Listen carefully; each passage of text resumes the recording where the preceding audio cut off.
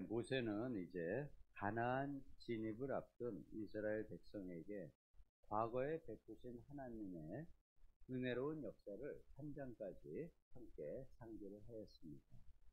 그리고 오늘 말씀 4장에서는 가나안 땅에서 이제 백성들이 지켜 행해야 할 율법 준수의 권고사항을 백성들에게 선포합니다. 혹시 기억하실지 모르겠지만 제가 지난 1일날 1월 1일 큐티 이 묵상글에서 신명기는 당시 고대 금동의 조약 문서 양식으로 작성이 되었다고 글을 올렸었습니다. 얘는 우리 이제 이 매일 성경 신명기 앞에 그 설명 글에 있는 것을 조금 소개를 드린 것이었는데요. 이 3장까지가 언약 체결의 배경과 과정입니다. 그리고 오늘 4장 말씀은 하나님과 하나님의 백성, 이스라엘 백성과의 언약의 정신을 이야기하고 있습니다. 하나님과 이 백성 사이의 언약의 가장 중심은 순종입니다. 그래서 신명기 전체에 흐르는 가장 중요한 핵심 내용 역시 순종입니다. 하나님은 아브라함에게 약속의 땅을 주셨습니다. 그리고 이제 모세를 통해서 이 백성들을 그 약속하신 땅으로 이끌고 가는 중입니다. 오늘 말씀 1절을 보시게 되면 이 하나님과 백성 사이의 언약에서 하나님이 하실 일을 말씀하십니다. 물론 이 언약은 시내산에서 처음 주셨고요. 그리고 이제 두 번째 출애굽의 두 번째 세대에게 다시 한번 하나님과 백성 사이에 언약을 체결하고 있는 내용이 신명기 전체의 내용입니다. 그리고 오늘 4장의 말씀이 언약의 정신을 이야기하고 있는 거고요. 그래서 1절에서 이렇게 말씀을 하십니다. 내가 너희에게 가르치는 규례와 법도를 듣고 준행하라. 그리하면 너희가 살고 그 땅을 얻게 되라. 아브라함에게 하셨던 약속을 다시 한번 하나님께서 확인을 해 주십니다.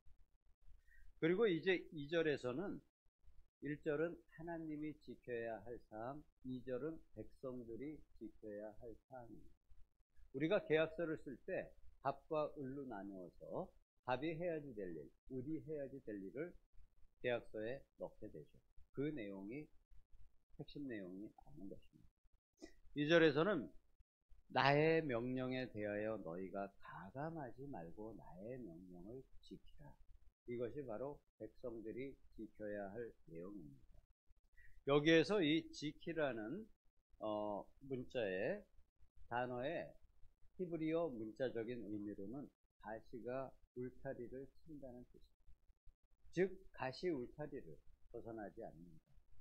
말씀의 울타리를 벗어나지 않는다는 의미가 바로 지킨다는 의미입니다. 말씀의 바깥으로 절대 나가지 말고 말씀 안에서만 온전히 거하라는 내용입니다. 이것이 하나님께서 백성에게 원하시는 마음이고 또 백성을 향한 명령입니다. 하나님의 백성이 즉 우리도 명심하고 지켜야 할 말씀입니다. 그리고 3절에서는 이 말씀을 지키지 않은 자들, 발람의 올무에 묶여서 모압 여인들과 행음하고 그들의 우상을 섬긴 백성들이 멸망하였음을 알려주십니다. 그리고 4절에서는 그렇게 외부의 유혹에 대해서도 마음이 흔들리지 않고 하나님의 곁을 떠나지 않은 백성들은 여전히 하나님과 함께하고 있음을 이야기하십니다. 신명기의 말씀은 이 두 가지 3절과 4절의 내용이 반복이 됩니다. 순종하면 하나님과 같이 있고 순종하지 않으면 불순종하면 멸망할 것이라는 내용이 신명기 전체 그리고 또 이스라엘의 역사서인 열왕기와 역대기에서 순종과 불순종의 결과가 어떻게 실제로 나타나는지를 서술하고 있는 역사의 내용입니다. 5절에서는 이제 가나안 땅으로 들어갔을 때 각자의 기업을 나누어 가지게 되고 백성들이 이제 직접 각자의 땅이 됩니다. 그곳에서의 지켜야지 될 사항은 그곳에서 그들이 그 땅의 주인이 하나님인지 아니면은 자기 자신인지를 잘 판단해야 합니다. 하나님 나라의 백성에게 있어서 각 땅의 주인은 하나님의 주인이시지 백성의 주인이 아닙니다. 그래서 하나님께서는 50년마다 원주인의 자손에게 그 땅을 돌려주는 후년의 제도를 만드셨습니다. 공평함을 가지시고 그 공평함을 유지하기를 바라신 것입니다. 6절에서 백성들은 가나안 땅에서 주변에 많은 민족들 앞에 서게 될 것이라 말씀하십니다. 이렇게 말씀을 가르치셨고 그 말씀을 얼마나 잘 지키는지 하나님께서도 지켜보시지만 주변의 많은 나라의 이방 백성들도 그들을 지켜볼 것이라 말씀하십니다. 그들은 그냥 지켜보기만 하지 않습니다. 이스라엘 백성을 보면서 자신들의 신을 믿을 것을 여러모로 유혹을 합니다. 그때 이스라엘 백성이 하나님의 말씀을 지켜 행함으로 그들에게 보여주어야 합니다. 이것이 또한 백성들이 해야 할 일입니다. 하나님의 지혜와 지식을 그들에게 보여주어야 합니다. 하나님께 순종하면 어떠한 일이 생기는지를 보여주어야 합니다.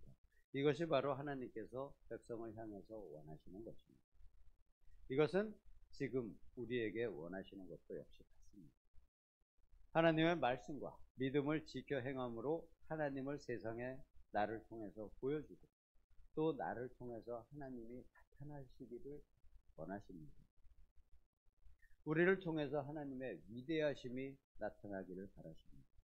이것이 하나님의 백성을 향하신 하나님의 소망입니다. 7절에서 하나님께서는 백성이 기도할 때마다 우상과는 달리 기도자와 함께 하시고 또 살아서 가까이 옆에 계시는 분임을 보여주어야 합니다.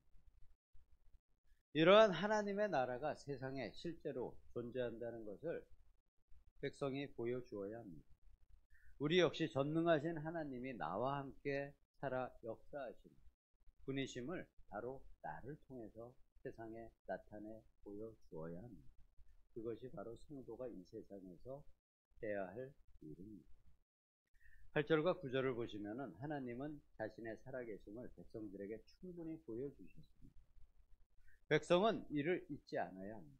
그리고 또 중요한 것은 내 자녀와 자손들에게 이것을 가르쳐야 합니다.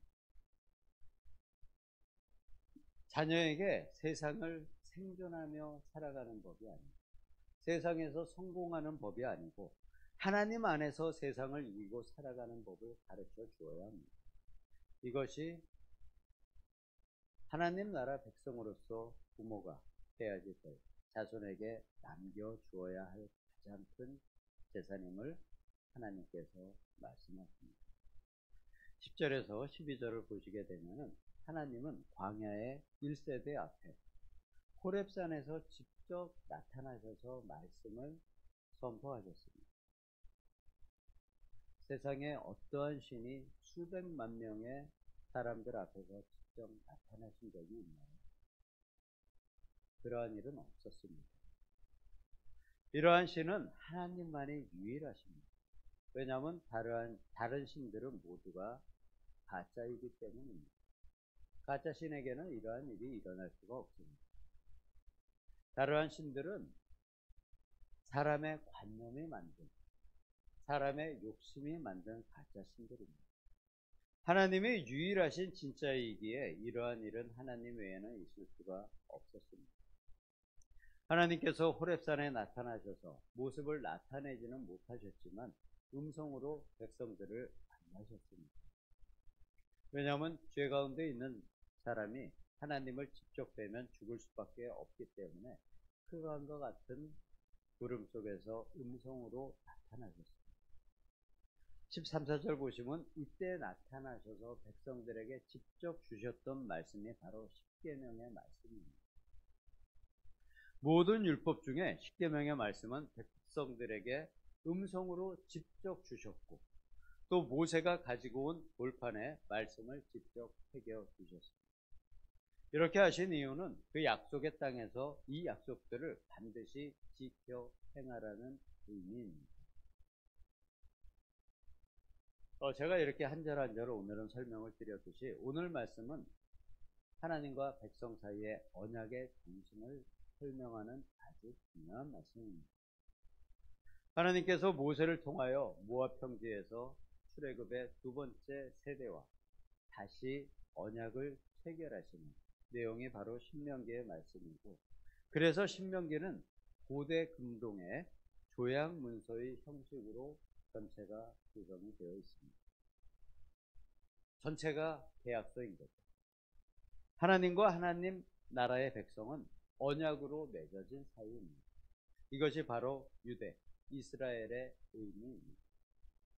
그리고 새로운 약속, 신약의 주인공인 신약의 성도들은 언약을 뛰어넘어서 하나님과 믿음으로 맺어진 하나님의 자녀입니다. 우리는 바로 여기에 해당입니다. 하지만 구약의 백성이 언약을 어기면 백성에게 버려지듯이 하나님의 자녀도 믿음이 없습니다. 믿음을 버리게 되면 자녀로서 버려지게 됩니다. 이것은 하나님께서 자녀를 버리시는 것이 아니라 스스로 자녀의 자리를 버리고 다시 고아가 되어서 스스로 하나님의 집을 떠나가는 것입니다. 하나님과 주님에 대한 믿음의 반석 위에 서서 우리가 오늘 찬양했듯이 믿음의 반석 위에 서서 하나님의 품을 벗어나지 않으시는 우리 모든 성도님들과 제가 되기를 예수님의 이름으로 축복합니다. 기도하겠습니다. 아버지 하나님, 구약의 이스라엘 백성에게 언약을 주시고 또 우리에게는 구원의 믿음을 주심에 감사드립니다. 우리가 새로운 약속의 주인공들이지만 구약의 백성에게 주신 이 율법의 정신도 버리지 않고 잘 지켜 행하는 아버지의 자녀 되기를 예수님의 이름으로 기도드립니다. 아멘.